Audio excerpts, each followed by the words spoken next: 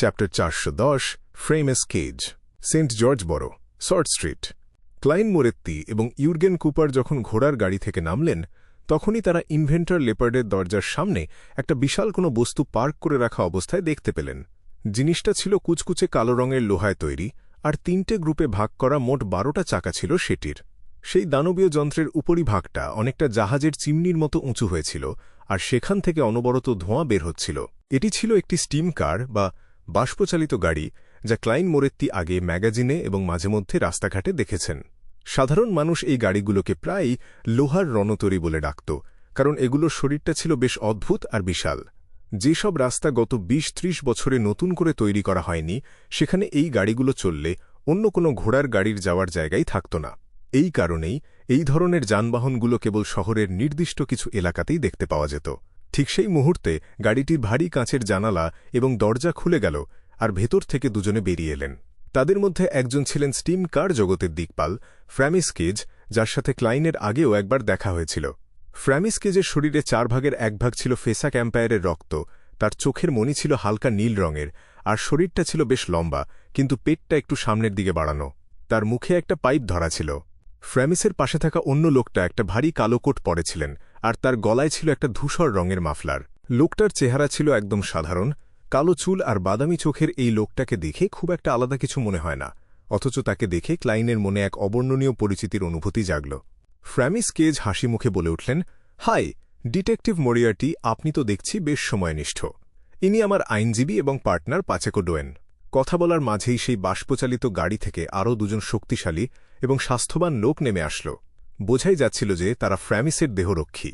ক্লাইন মনে মনে একটু বিরক্তি প্রকাশ করলেন, এরা কেমন প্রফ ESSIONAL। দেহরক্ষীদের কি আগে নেমে তাদের বসের জন্য দরজা খুলে দেওয়া উচিত ছিল না?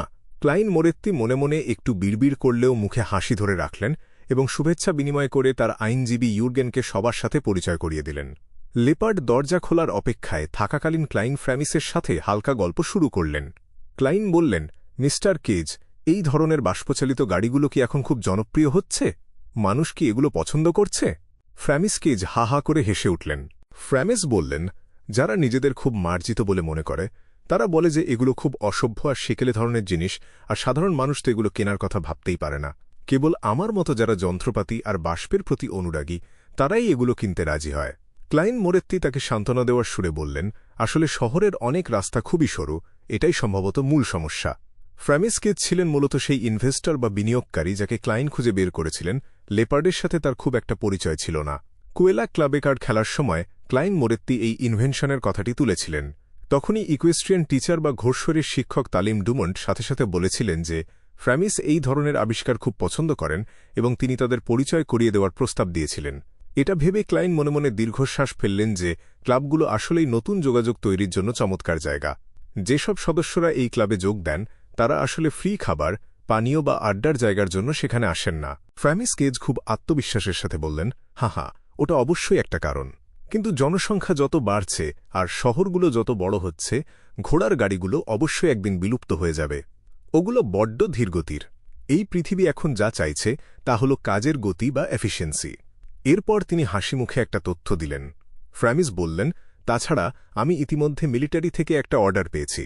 তারা চায় আমি এই গাড়িতে কিছু পরিবর্তন আনি, ঠিক যেমনটা রোজেল গুস্তাভ এর পাণ্ডুলিপিতে উল্লেখ করা হয়েছিল, যেমন আর্মারের বুলেটপ্রুফ প্লেটিং বাড়ানো আর চাকাগুলো এমনভাবে ঢেকে দেওয়া যাতে এটা যে কোনো সাধারণ রাস্তায় চলতে পারে। তার সাথে একটা মোটা কামানের নল বসিয়ে দিলেই এটা হয়ে যাবে সম্পূর্ণ নতুন এক অস্ত্র। রোজেল গুস্তাভের পাণ্ডুলিপি ক্লাইন মোরেত্তি মনে মনে দীর্ঘশ্বাস ফেললেন। এক মুহূর্তের জন্য ক্লাইন ঠিক কি বলবেন ভেবে পেলেন না, কিন্তু ঠিক তখনই লেপার্ড দরজা খুলে দিল। এরপর যে আলোচনা শুরু হল তাতে প্রধান ভূমিকা ছিল ইউর্গেন কুপার এবং পাচেকো ডোয়েনের। 2 আইনজীবী একে অপরের সাথে তর্ক করছিলেন এবং তাদের মক্কেলদের সাথে শর্তাবলী নিয়ে আলোচনা করছিলেন। এদিকে এই আলোচনার জন্য একেবারেই অপ্রস্তুত ইনভেন্টর লেপার্ড কেবল বোকার মতো সেখানে বসেছিলেন। তাকে যখন কিছু জিজ্ঞেস করা হতো কেবল তখনই সে তার মতামত জানাচ্ছিল। অবশেষে 3 পক্ষ এই মর্মে একমত হল যে ফ্রেমিস কেজ 1000 পাউন্ড বিনিয়োগ করবেন এবং বিনিময় কোম্পানির 20% শেয়ার পাবেন। এতে ক্লাইন এবং লেপার্ডের শেয়ারের পরিমাণ সমান অনুপাতে কমে দাঁড়াবে যথাক্রমে 28% এবং 52%। একই সাথে ফ্রেমিস রাজি হলেন যে তিনি ক্লাইনের কাছ থেকে আরও 18% শেয়ার প্রিমিয়াম মূল্যে কিনে নেবেন, যার জন্য ট্যাক্স বা কর পরিশোধের পর ক্লাইন 1000 পাউন্ড পাবেন। একইভাবে তিনি লেপার্ডের কাছ থেকে কোম্পানির 9% শেয়ার কিনে নেবেন 500 পাউন্ডের বিনিময়ে।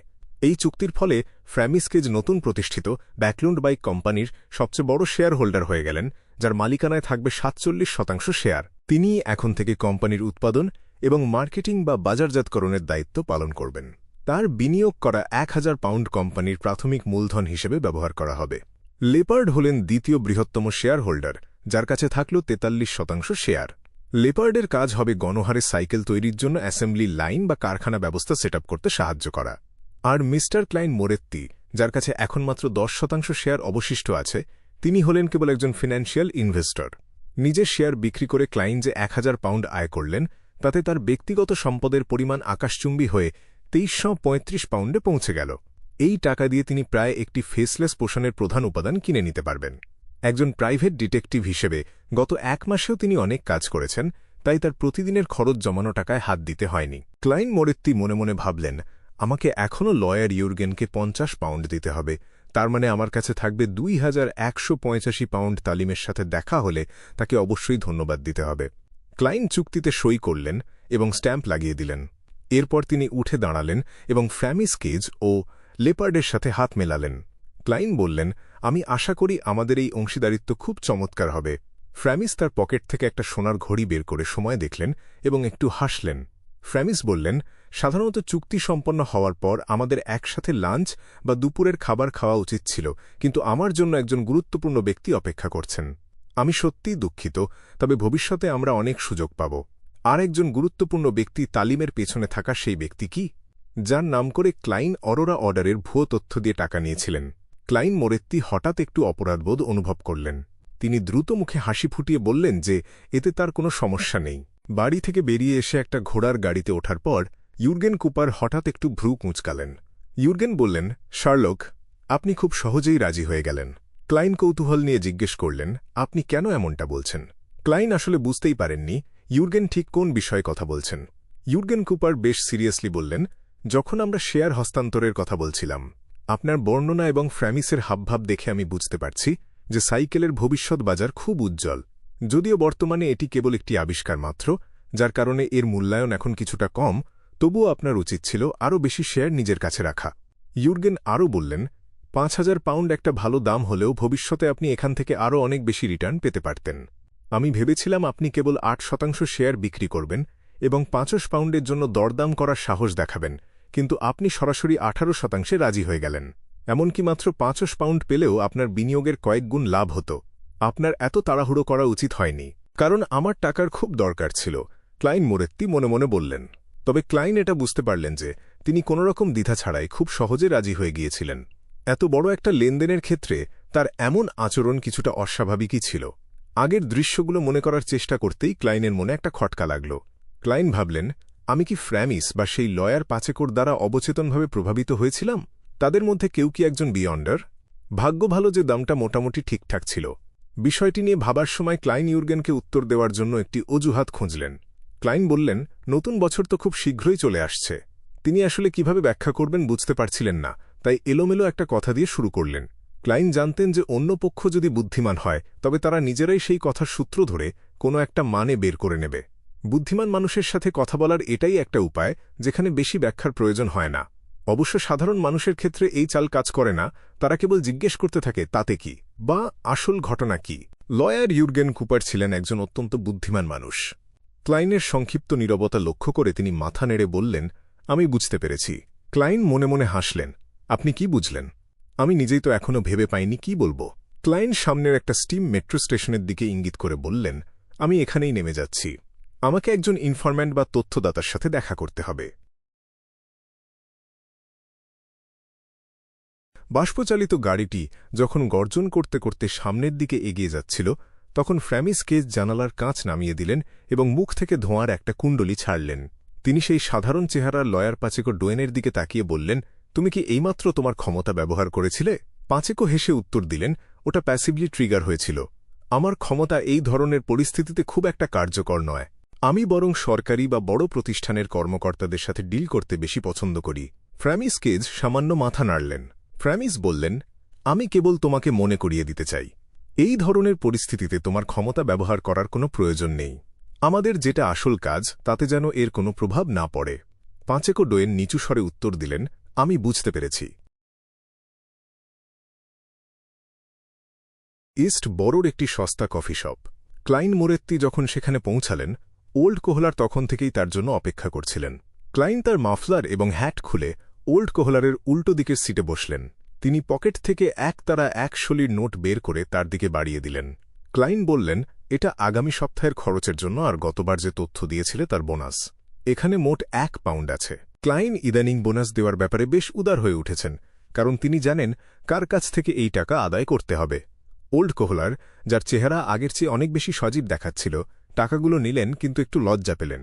ওল্ড কোহলার বললেন, আগেরবার আমি যে তথ্য দিয়েছিলাম তা তো খুব একটা গুরুত্বপূর্ণ ছিল না। ক্লাইন মোরেত্তি হেসে বুঝিয়ে দিলেন, না, গুরুত্ব নির্ভর করে কে সেই তথ্য ব্যবহার করছে তার ওপর। তোমার কাছে যা তুচ্ছ মনে হতে পারে, অন্য কেউ হয়তো তা ব্যবহার করেই টাকা কামায়। তা বলো, এই সপ্তাহে কি ঘটল? ওল্ড কোহলার নোটগুলো ভাঁজ করে পকেটে রাখলেন এবং একটু চিন্তা করে বলতে শুরু করলেন। ওল্ড কোহলার বললেন, আগের মতোই অনেক মানুষ এখনও দ্য ফুল এর বিশ্বাসীদের খুঁজছে। হা, কেউ কিভাবে দ্য ফুল বা মূর্খকে বিশ্বাস করতে পারে? এটা তো ভালো নাম নয়। ক্লাইনের ঠোঁটের কোণ একটু কেঁপে উঠল। ক্লাইন জিজ্ঞেস করলেন, তারা কি কোনো উন্নতি করতে পেরেছে? অরোরা অর্ডার আসলেই খুব নাছোড়বান্দা। ক্লাইন মনে মনে অসহায় বোধ করলেন। ওল্ড কোহলার মাথা নেড়ে বললেন, না, তেমন কাউকে খুঁজে পাওয়া যায়নি। ওল্ড কোহলার একটু থেমে আবার বললেন, তবে ইদানিং কিছু লোক ধর্মঘটের আয়োজন করছে। তারা কয়েকবার আমার কাছে এসেছিল। তারা বলছে যে তারা কাজের সঠিক সময় আর বেতনের জন্য লড়াই করবে। এই যুগে এটা খুবই স্বাভাবিক ঘটনা, কিন্তু এর ফলাফল অনেক সময় ভয়াবহ হতে পারে। ক্লাইন গুরুত্ব সহকারে বললেন, যারা এই ধর্মঘটের আয়োজন করছে তাদের দিকে একটু নজর রেখো, তবে বেশি তাড়াহুড়ো করো না। নিজের নিরাপত্তা আগে। ওল্ড কোহলার গলা পরিষ্কার করে বললেন, ঠিক আছে।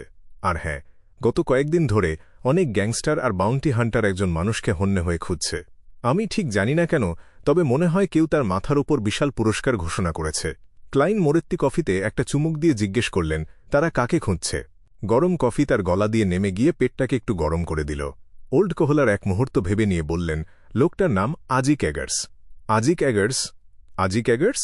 ক্লাইন মোরেত্তি কফির কাপ থেকে চোখ তুলে সোজা ওল্ড কোহলারের দিকে তাকালেন। এটা কি মিস্টার আজিকের পুরো নাম নয়? কেন হঠাৎ কেউ তার ওপর পুরস্কার ঘোষণা করবে? এটা কি ইন্স জ্যাংউইলের কাজ?